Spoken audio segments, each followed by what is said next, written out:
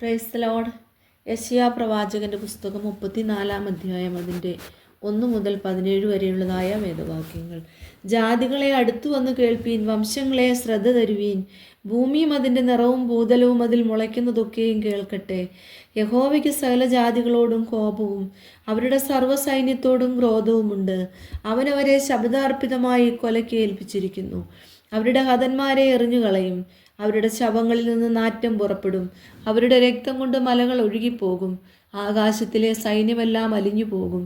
ആകാശവും ഒരു ചുരുൾ പോലെ ചുരുണ്ടുപോകും. അതിലെ സൈന്യമൊക്കെയും മുന്തിരിവള്ളിയുടെ ഇല വാടിപ്പൊഴിയുന്നത് പോലെയും അത്തിവൃക്ഷത്തിൻ്റെ കായ് വാടിപ്പൊഴിയുന്നത് പോലെയും പൊഴിഞ്ഞു പോകും. എൻ്റെ വാൾ സ്വർഗത്തിൽ ലഹരിച്ചിരിക്കുന്നു. അത് ഏദോമിന്മേലും എൻ്റെ ശപഥാർപ്പിത ജാതിയുടെ മേലും ന്യായവിധിക്കായി ഇറങ്ങി വരും. യഹോവയുടെ വാൾ രക്തം പുരണ്ടും കൊഴുപ്പ് പൊതിഞ്ഞും ഇരിക്കുന്നു. കുഞ്ഞാടുകളുടെയും കോലാടുകളുടെയും രക്തം കൊണ്ടും ആട്ടുകൊറ്റന്മാരുടെ മൂത്രപിണ്ഡങ്ങളുടെ കൊഴുപ്പ് കൊണ്ടും തന്നെ. യഹോവയ്ക്ക് ബൊസ്രയിൽ ഒരു യാഗവും ഏദോം ദേശത്ത് ഒരു മഹാസംഹാരവുമുണ്ട്. അവയോടുകൂടെ കാട്ടുപോത്തുകളും കാളകളോടുകൂടെ മൂരികളും വീഴും.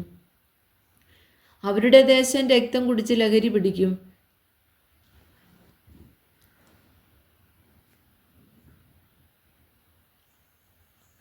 അവരുടെ നിലം കൊഴുപ്പ് കൊണ്ട് നിറഞ്ഞിരിക്കും. അത് യഹോവ പ്രതികാരം നടത്തുന്ന ദിവസവും സിയോന്റെ വ്യവഹാരത്തിൽ പ്രതിഫലം കൊടുക്കുന്ന സംവത്സരവുമാകുന്നു. അവിടുത്തെ തോടുകൾ കീലായും മണ്ണ് ഗന്ധകമായും നിലം കത്തുന്ന കീലായും ഭവിക്കും. രാവും പകലും അത് കെടുകയില്ല. അതിൻ്റെ പുക സദാകാലം പൊങ്ങിക്കൊണ്ടിരിക്കും. തലമുറ തലമുറയായി അത് ശൂന്യമായി കിടക്കും. ഒരുത്തനും ഒരു നാളും അതിൽ കൂടി കടന്നു പോകുകയുമില്ല. വേഴാമ്പലും മുള്ളൻ പന്നിയും അതിനെ കൈവശമാക്കും. മൂങ്ങിയും മലങ്കാക്കയും അതിൽ പാർക്കും. അവൻ അതിന്മേൽ ശൂന്യത്തിൻ്റെ തൂക്കുകട്ടയും പിടിക്കും. അതിലെ കുലീനന്മാർ ആരും രാജ്യത്തും ഘോഷിക്കുകയില്ല. അതിലെ പ്രഭുക്കന്മാരെല്ലാവരും നാസ്തിയായി പോകും. അതിൻ്റെ അരമനകളിൽ മുള്ളും അതിൻ്റെ കോട്ടകളിൽ തൂവയും ഞെരിഞ്ഞേലും മുളയ്ക്കും. അത് കുറുക്കന്മാർക്ക് പാർപ്പിടവും ഒട്ടകപക്ഷികൾക്ക് താവളവുമാകും. മരുമൃഗങ്ങളും ചെന്നായ്ക്കളും തമ്മിൽ എതിർപ്പെടും. വനഭൂതത്തെ വിളിക്കും. അവിടെ വേതാളം കിടക്കുകയും വിശ്രാമം പ്രാപിക്കുകയും ചെയ്യും. അവിടെ അസ്ത്രനാഗം കൂടുണ്ടാക്കി മുട്ടയിട്ട് പൊരുന്നി കുഞ്ഞുങ്ങളെ തൻ്റെ നിഴലിൻ കീഴെ ചേർത്തുകൊള്ളും. അവിടെ പരുന്ത് അതതിൻ്റെ ഇണയോടുകൂടും.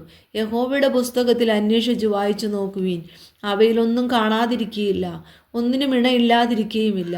അവൻ്റെ വായല്ലോ കൽപ്പിച്ചത്, അവൻ്റെ ആത്മാവത്രേ അവയെ കൂട്ടിവരുത്തിയത്. അവൻ അവയ്ക്കായി ചീട്ടിട്ടു. അവൻ്റെ കൈ അതിനെ അവയ്ക്ക് ചരട് കൊണ്ട് വിഭാഗിച്ചു കൊടുത്തു. അവ സദാകാലത്തേക്കും അതിനെ കൈവശമാക്കി. തലമുറയായി അതിൽ പാർക്കും.